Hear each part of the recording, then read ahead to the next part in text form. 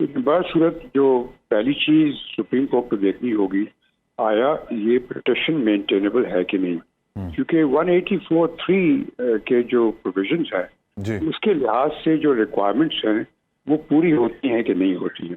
میری نظر میں تو وہ پوری ہوتی ہیں، چونکہ بصورت یہ ہیومن رائٹس کا معاملہ ہے اور فنڈامنٹل رائٹس کا معاملہ ہے، اور اس میں کسی کا ٹرائل ہونا کسی کورٹ میں جبکہ وہ اس کا فوج سے کوئی تعلق نہیں ہے تو ایک ایسی چیز ہے جس کو کہ سپریم کورٹ کو دیکھنا چاہیے. تو یہ ایڈمٹ تو ہو جائے گی، ڈسکشن ضرور ہوگی اس پوائنٹ کے اوپر کہ مینٹینیبل ہے کہ نہیں، لیکن میرے خیال میں یہ اس سے کوئی فرق نہیں پڑے گا، یہ ایڈمٹ ہو جائے گی. بیسک ایشو یہ ہے کہ یہ پٹیشنز جو ہیں، جتنی پٹیشنز ہیں، ان کا کیا نتیجہ ہوگا، کیا اینڈ کیا ہوگا. اب اس کو یہ دیکھنا ہے کہ آرمی ایکٹ میں چونکہ پروویژنز ہیں کہ یہ ٹرائی ہو سکتا ہے معاملہ اگر کوئی آرمی پراپرٹی ڈیمیج ہوتی ہے تو اس صورت میں یہ ہو سکتا ہے. تو اس صورت میں یہ جائز ہے کہ بھی جائز ہے.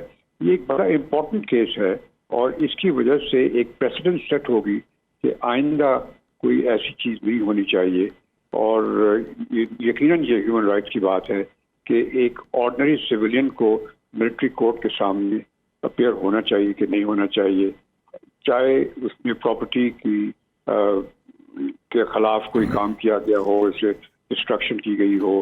جو لاسٹ ٹائم جب یہ ہوا تھا تو آئی سپوز اس کے لیے کانسٹیٹیوشنل امینڈمنٹ آئی تھیں، 2 کانسٹیٹیوشنل امینڈمنٹس کے تھرو ہوا تھا. ایک 2015 میں آئی تھی جس میں ایک سنسٹ کلاس تھا جو 2017 میں ختم ہوا، اس کے بعد ایکسٹینشن چاہیے تھی، تو پھر ایک کانسٹیٹیوشنل امینڈمنٹ آئی اور اس میں بھی ایک سنسٹ کلاس تھا اور وہ 2019 میں ختم ہو گیا. تو آپ کو لگتا ہے کہ اس میں پھر ایک کانسٹیٹیوشنل امینڈمنٹ کی ضرورت ہوگی اگر یہ ہونا تو؟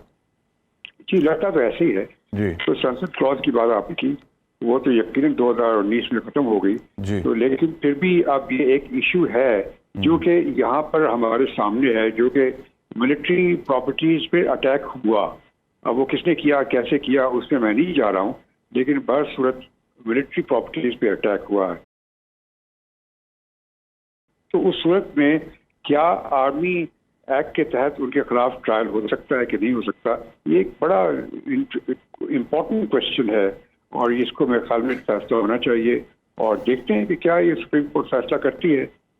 کیا وہ سنسٹ کلاس جس طرح ہوا تھا اس کی وجہ سے کوئی اور سنسٹ کلاس آ جاتا ہے امینڈمنٹ کر کے، یہ تو مجھے معلوم نہیں، لیکن یہ ایک ایشو ایسا ہے جس پہ ڈسکشن ہونی چاہیے. شائق عثمان صاحب یہ فرمائے گا کہ یہ جو نوٹیفیکیشن آج ہوا ہے جسٹس قاضی فائز عیسیٰ صاحب کا کہ چیف جسٹس پاکستان وہ ہوں گے 17 ستمبر 2023 کو، بات یہ ہو رہی ہے کہ یہ تھوڑا جلدی ہو گیا، ابھی تقریباً 3 مہینے تھے موجودہ چیف جسٹس کی ریٹائرمنٹ میں.